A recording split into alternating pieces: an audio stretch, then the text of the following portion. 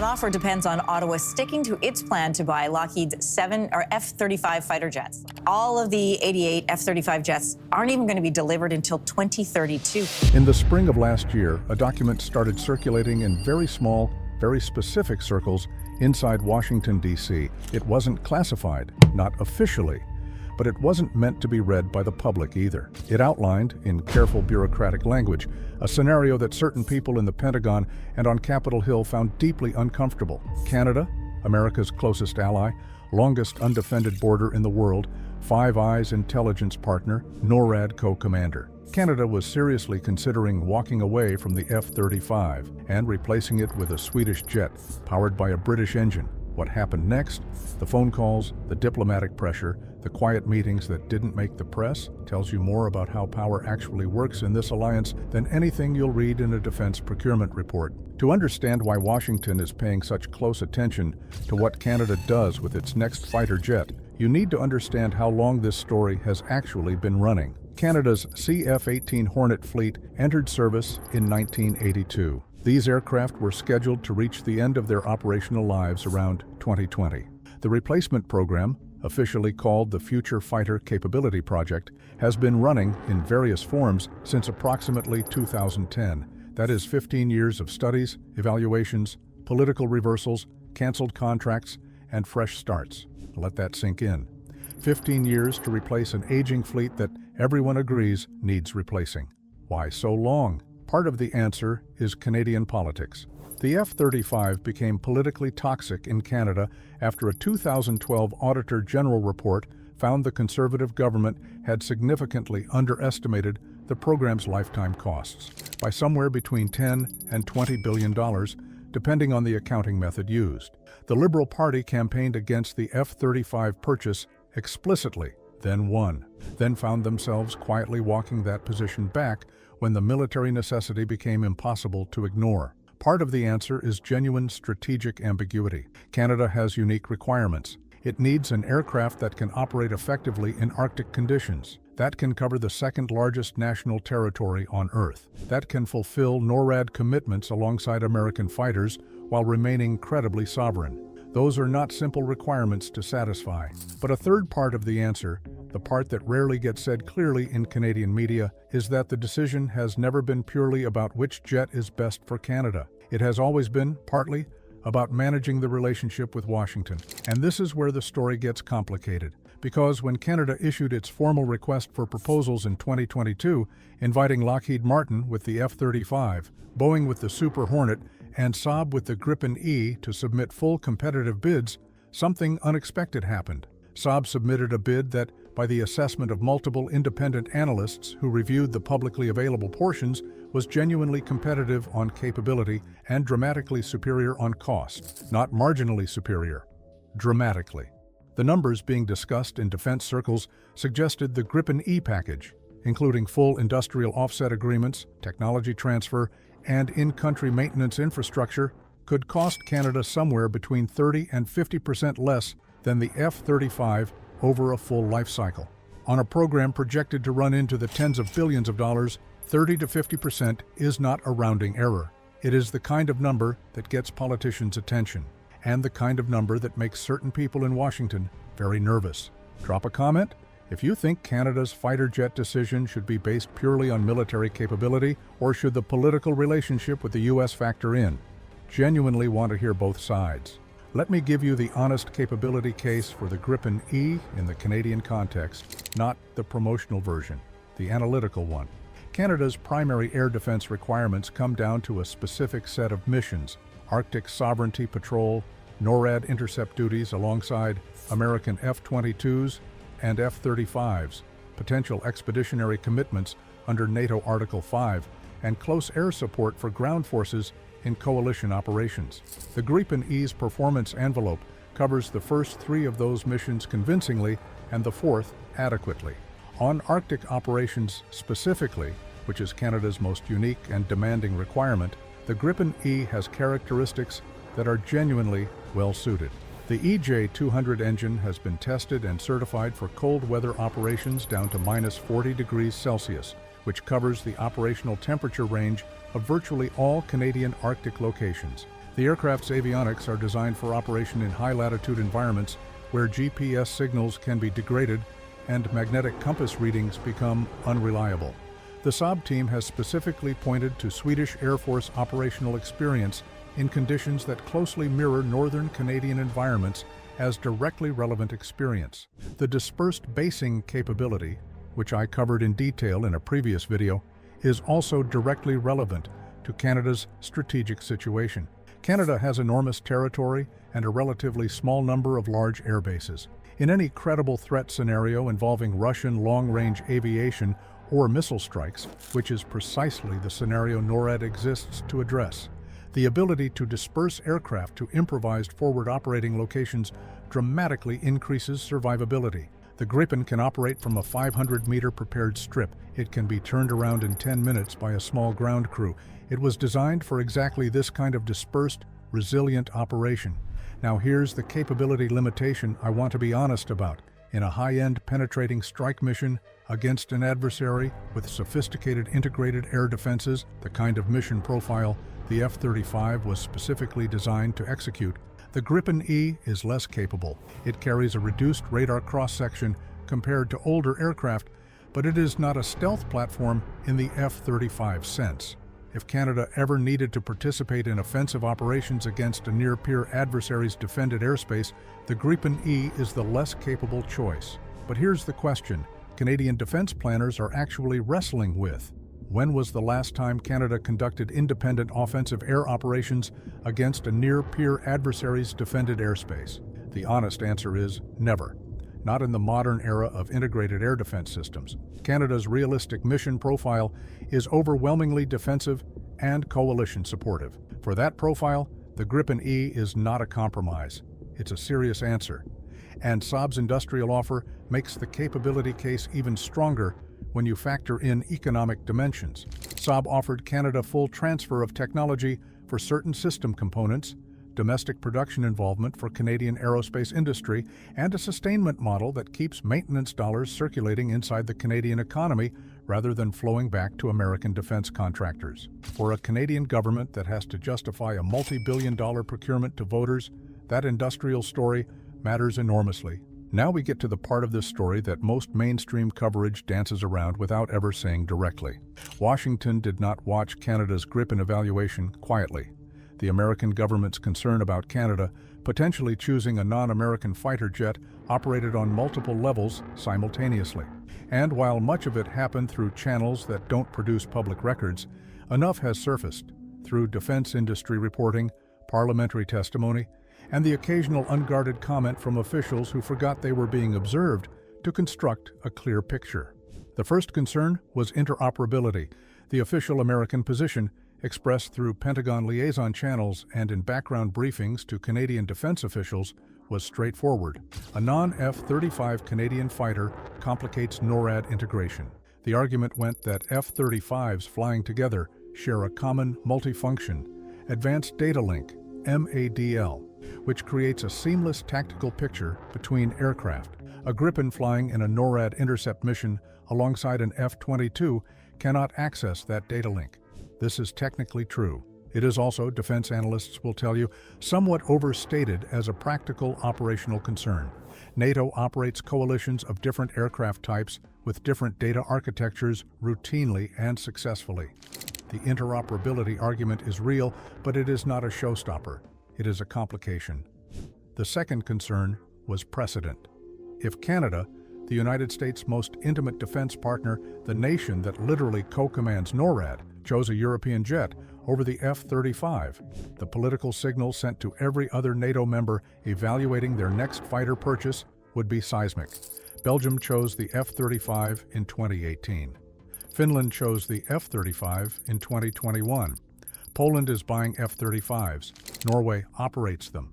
The Netherlands helped fund the development program, but Germany is flying Eurofighters and evaluating whether to complement them with F-35s or alternatives. Greece is in a complex procurement situation. Romania, Bulgaria, and other Eastern European members are all in various stages of fleet modernization decisions. A Canadian Gripen decision doesn't just affect Canada, it opens a door.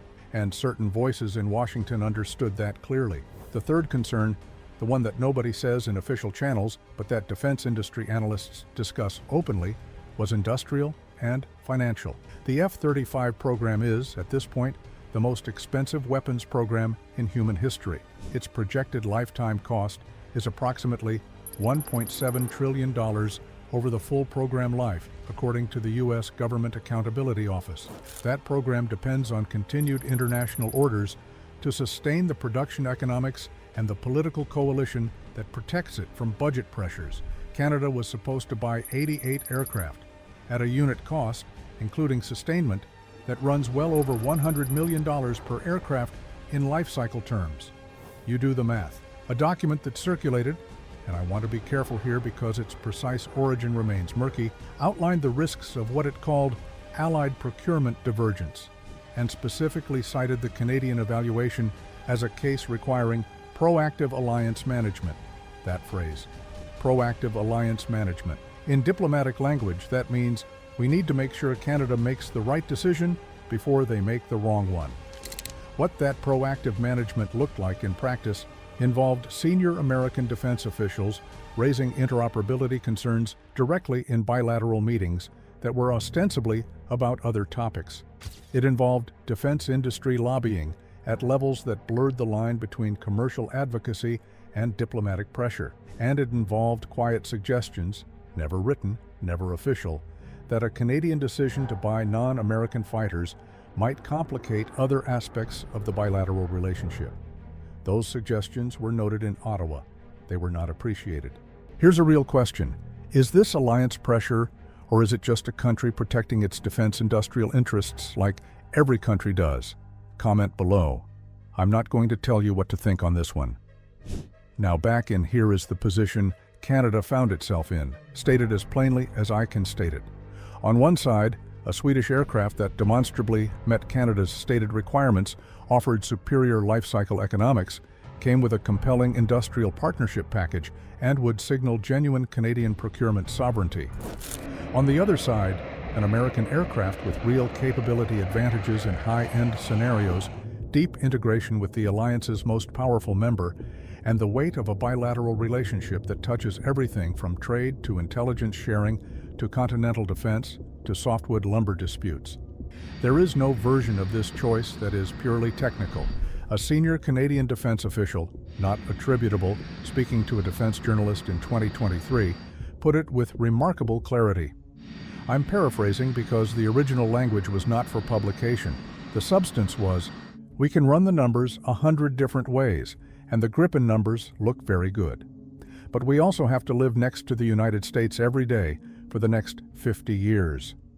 That context doesn't disappear just because a procurement spreadsheet looks favorable.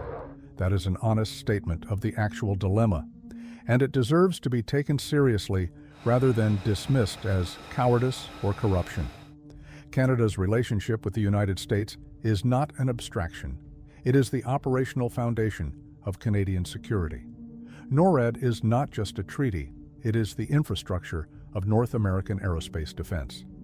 The Five Eyes intelligence relationship gives Canada access to intelligence-gathering capabilities it could never develop independently.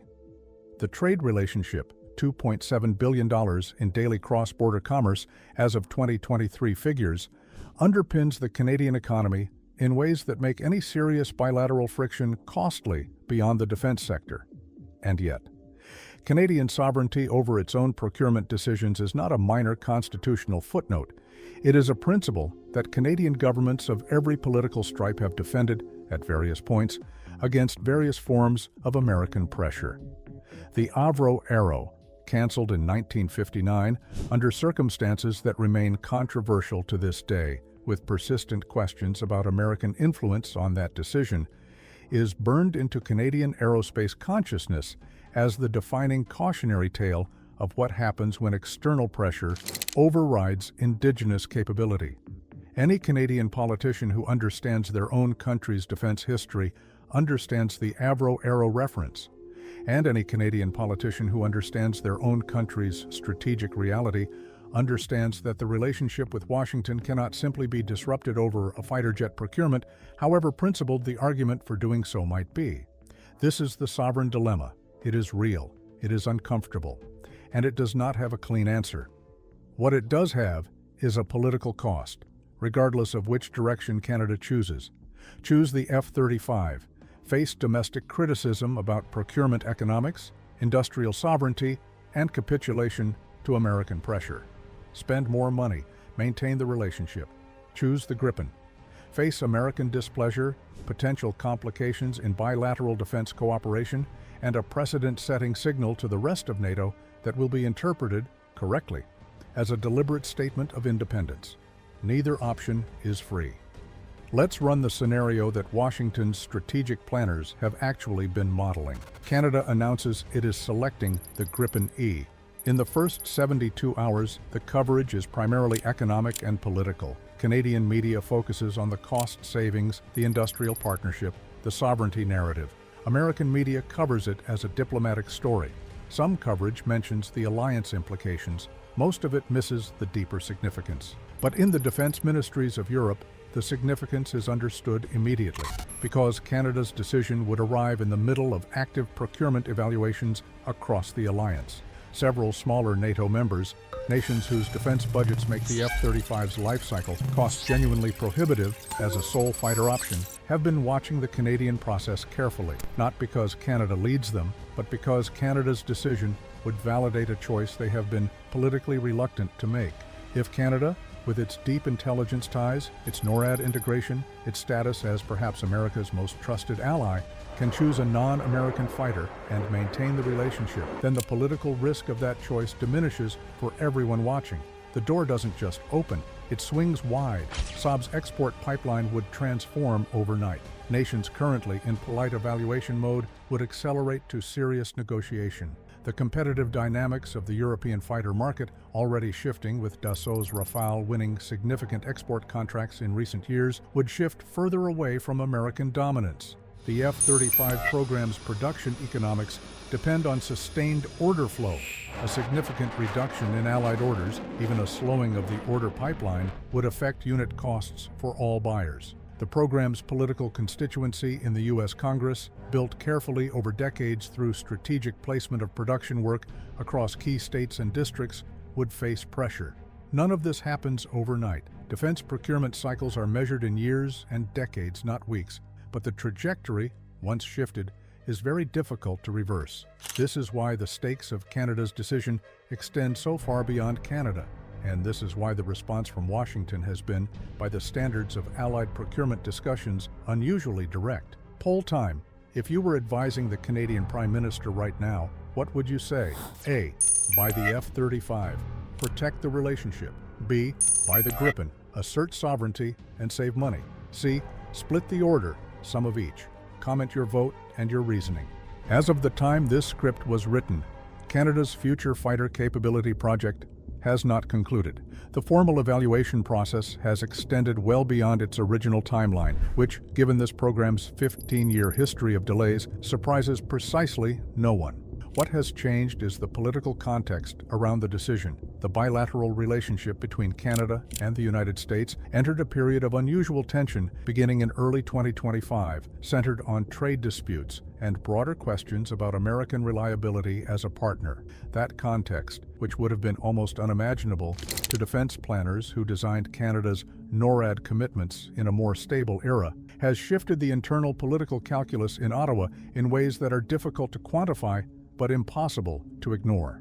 A Canadian government that is simultaneously managing tariff disputes, sovereignty concerns in the Arctic, and public pressure to demonstrate independence from Washington faces a different political calculation on fighter procurement than the one that existed 3 years ago. The Gripen option, which was always defensible on the numbers, has acquired additional political appeal from a direction nobody predicted. Visual, Canada, U.S. trade dispute timeline, tariff dispute graphics, Arctic sovereignty map with contested areas marked. Saab, for its part, has been methodical and patient. The company understands that it is selling not just an aircraft, but a relationship, a sovereignty proposition, and a long-term partnership. Their messaging to Canadian officials has been consistent. We are not asking you to choose against America. We are asking you to choose for Canada. Whether that framing will ultimately be sufficient, whether it survives the weight of the bilateral relationship and the institutional inertia of decades of continental defense integration, remains genuinely uncertain.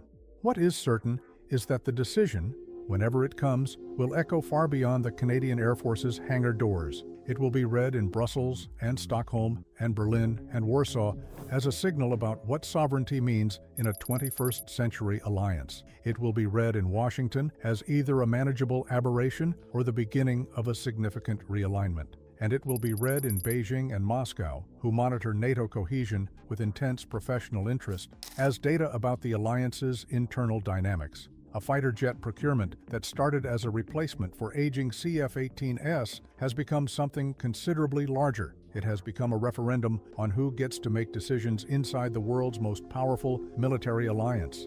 And the answer, whatever Canada ultimately decides, will matter to all of us. There's a version of this story that gets told as pure procurement analysis.